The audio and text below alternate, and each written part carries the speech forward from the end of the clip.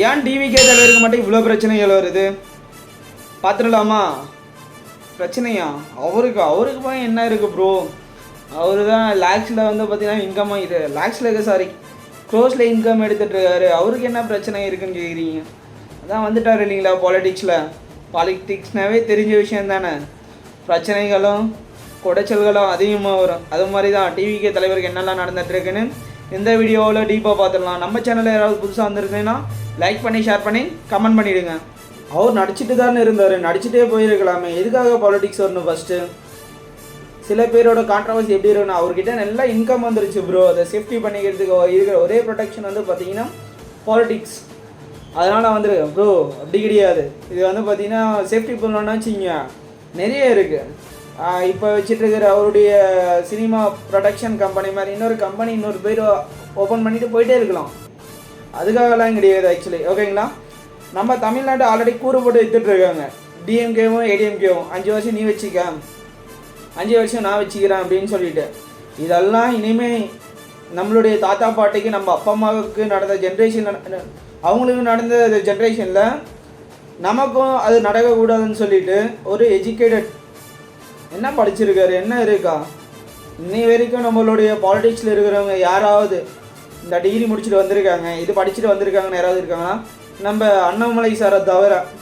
ஏன்னா அவருடைய உச்சத்தில் இருந்தார். அவரும் ஐபிஎஸ்ன்றது ஒரு நார்மல் பர்சனுடைய இது கிடையாது. ஆனால் கவர்மெண்ட் ஜாப்லேருந்து பாலிட்டிக்ஸ் வந்து இன்னைக்கு அண்ணாமலை சாரையும் அப்புறம் வந்து பார்த்தீங்கன்னா தூக்கி போட்டாச்சு. அடுத்தது வந்து பார்த்தீங்கன்னா தமிழ்நாட்டுடைய நிலைமை எப்படி இருக்குன்னு வந்து பார்த்தீங்கன்னா கொஷின் மார்க். தவிக்கிற வாய்க்கு யாராவது தண்ணி கொடுக்க யாராவது இருப்பாங்களா அப்படின்னு யோசிச்சும் போது தான் நம்ம தளபதி என்ட்ரி ஆகிறாரு.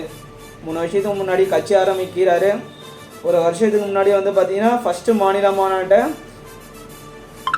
விழுப்புரத்தில் ஸ்டார்ட் பண்ணுறாரு. அப்போ வந்து பார்த்தீங்கன்னா இந்தியாவில் பெரிய பாலிட்டிக்ஸ் கட்சியில் ஏற்பட்ட ஒரு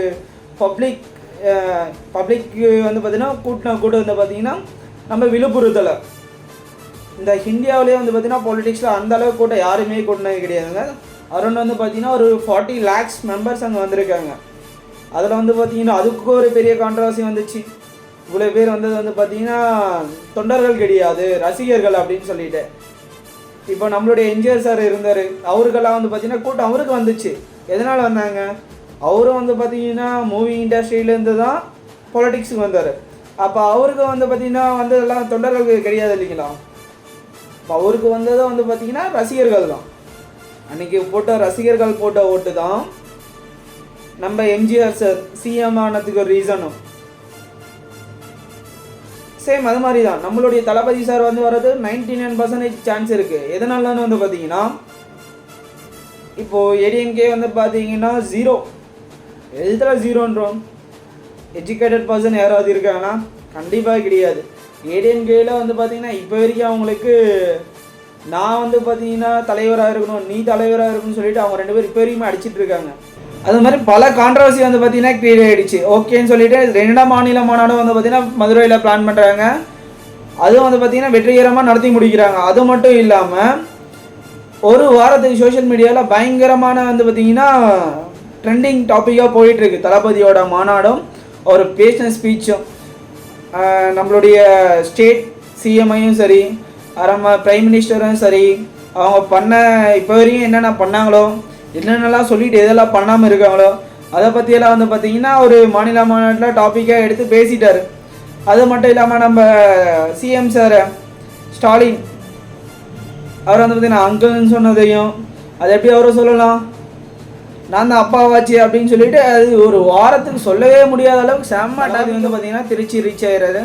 திருச்சி ரீச் ஆனோடனே விமான நிலையத்துலேயே வந்து பார்த்திங்கன்னா பயங்கர ரஷ்ஷு. வரவேற்கிறதுக்காக வந்து பார்த்திங்கன்னா தொண்டர்களெல்லாம் வந்துட்டாங்க. ஆக்சுவலாக வந்து பார்த்திங்கன்னா டர்ம்ஸ் அண்ட் கண்டிஷன் கொடுத்தாங்க இல்லைங்களா? அது என்னென்ன கொடுத்தாங்க தெரியுமா? தளபதியை வரவேற்கிறதுக்காக விமான நிலையத்தில் யாரும் வரக்கூடாது. ஃபஸ்ட்டு 30 டர்ம்ஸ் அண்ட் கண்டிஷன் மேலே கொடுத்துருக்காங்க. ஆக்சுவலி இதுதான் ஃபஸ்ட்டு. செகண்ட் வந்து பார்த்திங்கன்னா பீப்புள்ஸ்க்கு எந்த ஒரு டிஸ்டர்பன்ஸ் இருக்கக்கூடாது.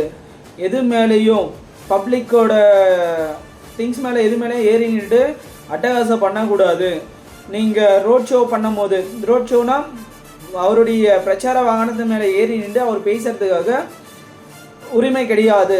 அவர் பேச வேண்டிய இடம் வந்து பார்த்தீங்கன்னா பெரம்பலூர், அரியலூர், அதுக்காக ஒதுக்கப்பட்டு இருக்கிற இடத்துல மட்டும்தான் நீங்கள் பேசணும். அதுக்கப்புறமா வந்து பார்த்தீங்கன்னா பேசக்கூடிய இடத்துல கூட வந்து பார்த்தீங்கன்னா உங்களுக்கு 1/2 hour மட்டும்தான் டைம். அரை மணி நேரத்துக்கு மேலே நீங்கள் பேசினாலையும் 1 நிமிஷம் பேசினாலையும் உங்களுடைய ஸ்பீக்கர் பாக்ஸ் ஒயர்ஸு அதெல்லாம் கட் பண்ணுறதுக்கான ரைட்ஸ் இருக்குது அப்படின்னு சொல்லிட்டு நிறையா கொடுத்துருக்காங்க. ஏங்க எந்த கட்சிக்காரங்க வந்து பார்த்தீங்கன்னா ப்ராப்பராக இந்த அளவுக்கு சேஃப்டியோட இந்த மாதிரி மாநாட்டையும் இந்த மாதிரி ரோட் ஷோவையும் நடத்தியிருக்காங்க. ஏங்க நீங்கள் கூட தான் வந்து பார்த்தீங்கன்னா 1 week முன்னாடி பெரியாருடைய ஸ்டாச்சுவை திறக்க ஃபாரின் போயிட்டு வந்தீங்க. உங்களை வரவேற்கிறதுக்காக வந்து பார்த்தீங்கன்னா என் கவர்மெண்ட்டே திறந்து நிற்கலையா? இவ்வளோ டேர்ம்ஸ் அண்ட் கண்டிஷன் சொல்லியும் அவர் வந்து பார்த்தீங்கன்னா சென்னையிலேருந்து விமான நிலையத்துக்கு வந்துட்டார். அங்கேருந்தே வந்து பார்த்தீங்கன்னா பப்ளிக்கெல்லாம் ரிசீவ் பண்ணிக்கிறாங்க, ரசிகர்களெல்லாம் வந்துடுறாங்க. சேம் இதெல்லாம் கவர்மெண்ட் பண்ணக்கூடாதுன்னு சொல்கிறாங்களும் அதெல்லாம் டிவிக்கு ரசிகர்களும் சரி அவங்களுடைய தொண்டர்களும் சரி பண்ணிகிட்டே தான் இருந்தாங்க. ஏன்னா வந்து பார்த்தீங்கன்னா இத்தனை வருஷமாக சினிமா இண்டஸ்ட்ரியிலே பார்த்த ஒரு பெரிய ஆக்டரை வந்து பார்த்தீங்கன்னா நேரில் பார்க்க போகிறன்றது ஒரு பெரிய கனவு எல்லாருக்குமே இருக்குது. ஏன் எனக்குமே இருக்குது. ஓகேங்களா? அப்படின்னும் போது கான்ட்ரவர்சி க்ரியேட் பண்ணுறதுனால ஒருத்தருடைய வேல்யூவை குறைக்க முடியும்னா கண்டிப்பாக குறைக்க முடியாது. நேற்று நடந்த ரோட் ஷோவை பற்றி இன்றைக்கி யாராவது வந்து பார்த்திங்கன்னா அரசியல்வாதிக்கிட்டே கேட்டிங்கன்னா ஆமாம் அவர் வந்து பார்த்திங்கன்னா பெரிய ஆக்டர், அதனால் அவரை பார்க்குறதுக்காக வந்த கூட்டம் அப்படின்னு சொல்லுவாங்க. கண்டிப்பாக இதுக்கான பதிலை வந்து பார்த்திங்கன்னா நம்ம 2026 கொடுப்போம்னு சொல்லிவிட்டு உங்களுடைய ஓட்டோடைய வேல்யூவை நீங்கள் கண்டிப்பாக தெரிஞ்சுக்கிங்க. 2026 இந்த 200 ரூபாய்க்கு 1000 ரூபாய்க்கு விலை போகிறது இல்லாமல் உங்களுடைய ஓட்டை உங்களுடைய உரிமை. ஓகேங்களா? இது கண்டிப்பாக வந்து பார்த்தீங்கன்னா உங்களுடைய வேல்யூ என்னன்னு சொல்லிட்டு 2026 பார்க்கலாம். தேங்க்யூ ஃபார் வாட்சிங்.